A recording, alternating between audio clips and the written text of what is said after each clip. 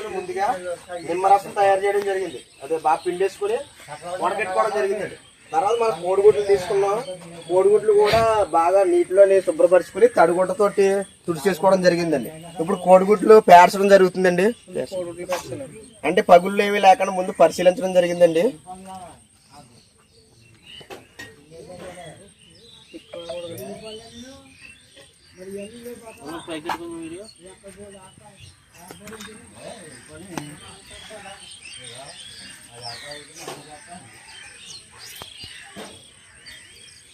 తర్వాత నిమ్మరసం కూడా ఇలా సైడ్ నుంచి పోయాలండి. ఇది ఇలా సైడ్ నుంచి పోయింది. మధ్యలో గుడ్లు పెట్టి అలాగే మనం అంచుల నుంచి పోసుకోవాలండి.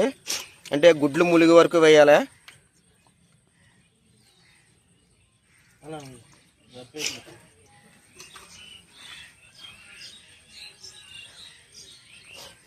అలా గుడ్లు ములిగి వరకు వేయాలండి.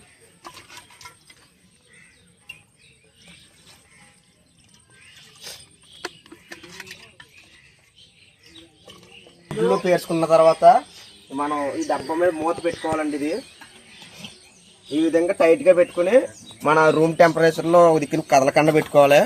ఉదయం సాయంత్రం కూడా ఇది ప్రతిరోజు ఇలా మూత ఓపెన్ చేసి ఇందులో ఉన్న గ్యాస్ పోయేలా చేయాలండి.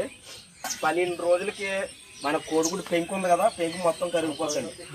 12 రోజుల తర్వాత 1/2 కేజీ పాత బెల్లం ఉంది కదా, పాత బెల్లం కలుపుకొని బాగా కలుపుకున్న తర్వాత మళ్ళీ ఒక వారం రోజులు ఉన్న తర్వాత మనకి కోడిగుడ్డు నిమ్మద్రావణ రసం తయారవుతుంది అన్నమాట.